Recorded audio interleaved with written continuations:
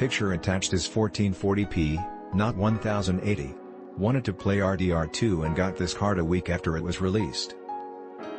Not much options to pick from since not all brands were in stock yet. Normally I buy GeForce since they've been solid to me, and it's an American company, but they weren't in stock yet.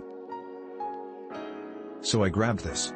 The main difference between the brands is, clock speed it's usually the same, but the boost, turbo, speed is 1845 Hz on this card, other brands are 1830 Hz. Not a big deal, but it does have 15 mHz boost speed.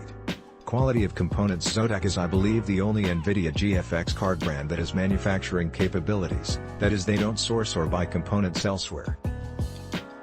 Not a big deal either though, as they could easily manufacture on the cheap just the same. But nice to know. Warranty support I've no experience getting a warranty or RMA with ZOTAC before, this is my first card from them.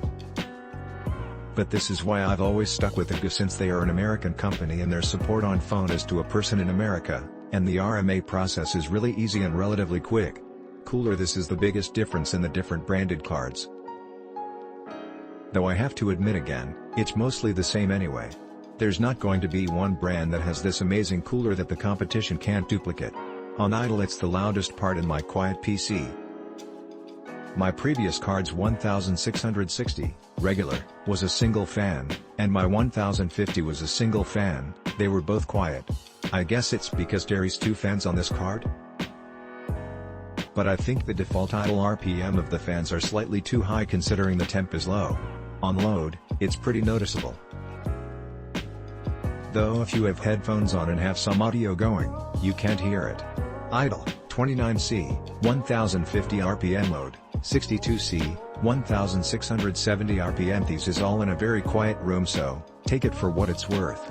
Performance-wise of the 1660p, I can do 1440p gaming with decent frames in RDR2. 55 FPS on the low end in busy areas like camp.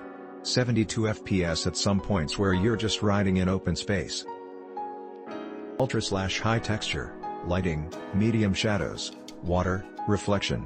In GTA 5, 1440p I get like 120 plus FPS. If you're curious about 1080 performance, just add 20 FPS more to my numbers. Overall I'm happy with the card and the temps seem fair, but it could be quieter. It matters to me since my PC has always been quiet. Have not tried overclocking it. If you need speed tests check out Nexum Games on YouTube, great poo for the money. I bought this one because of the video encoders on it. It saves me $100 or $2 so I don't have to buy a capture card. This is the poo in the photo in a mesh FIC case by Fractal with a B450 Plus motherboard. Was eyeing down the RX 590 when I decided on this card. Absolutely happy with my decision. It performs perfect for my needs. Easily 60 plus FPS at 1080p with max settings oftentimes going over 100 FPS. Paired it with a Ryzen 3600 and a MSI Gaming Plus Max, 16GB 3600 mHz RAM and 512GB NVMe. 2 with a 1TB 7200 HDD. Purchased 2 of these for builds for others and this card is a solid performer for 240Hz at 1080p and 120Hz at 1440p on the majority of new titles currently out right now. This is by far one of those cards that is worth what you pay for. Click link in description for more reviews.